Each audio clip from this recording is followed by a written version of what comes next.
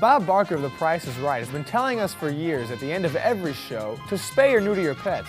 In this next segment, we find out why Bob has adopted this famous sign-off, and we also find out what others are doing to raise animal welfare awareness. So come on down and...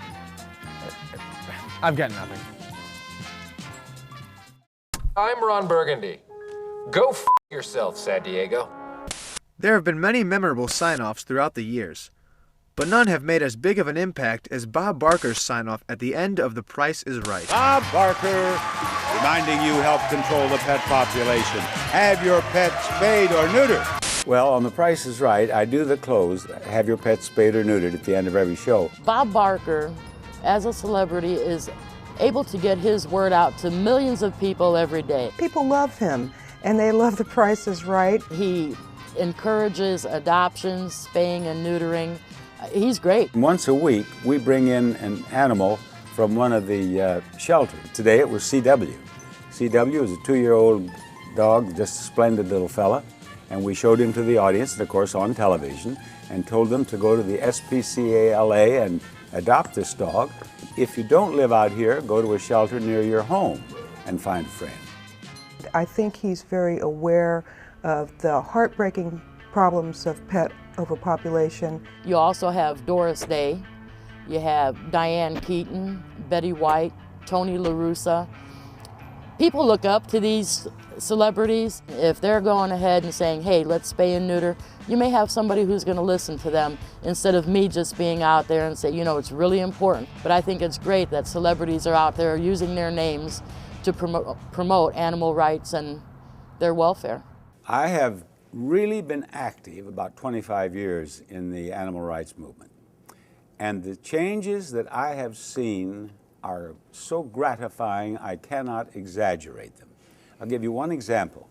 I used to do the Miss USA and the Miss Universe beauty pageants. I was horrified to learn that the 12 semifinalists in the swimsuit competition were going to make their entrances wearing fur coats over their swimsuits. So I went to the producers of the pageant and I said, I cannot be on the stage with these young women wearing fur coats because I was well aware of the cruelty to animals in the production of fur. So we talked for a couple of days about this.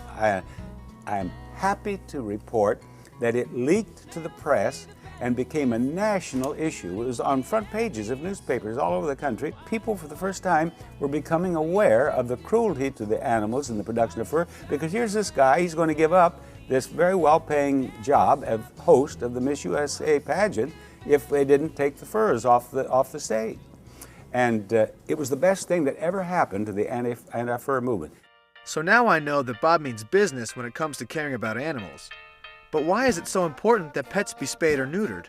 The primary benefit of having your pet spayed or neutered is to help control the pet population. I work at the shelter and I see people that bring in litter after litter of animals every year, twice a year. They refuse to spay or neuter their animals and they bring in the puppies or kittens, and there's just no room for these animals, and they are euthanized. There are so many dogs and cats being born in the United States that it is not possible to find homes for all of them. There are individuals and organizations across the country that are devoting their time, their energy, and their money to trying to find homes, and they're doomed to disappointment because the homes don't exist. And the only answer is to have your pet spayed or neutered. Beyond that, it is healthy for your pet. They are at less risk to get testicular cancer. They are normally less aggressive than an animal who is not fixed. Getting your pet spayed or neutered is really pretty high on my list. About 70 to 75% of the dogs that you see running the streets are male dogs that are not neutered, and they're out looking for romance. And if they get them spayed or neutered, they're willing to stay home, and you're happier and the dogs are happier. People have poor reasons for not spay or neutering their animals. There's anthropomorphism, where people infer human characteristics onto their pets. I've seen that very often, where people do not want to get their dogs neutered because he's a male dog and he's going to be a male dog. People don't sit down and think about the responsibilities. They go along and oh, that's a darling dog. I'm going to get that dog.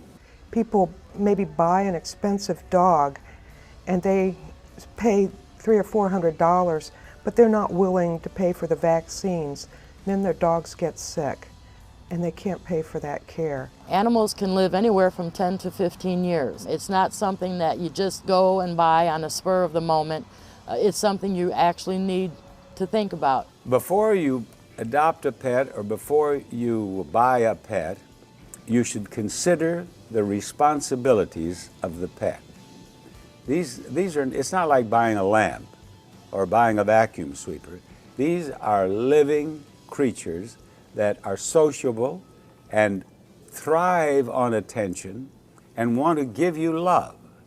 To find a friend or find more information on spaying and neutering, visit your local animal shelter.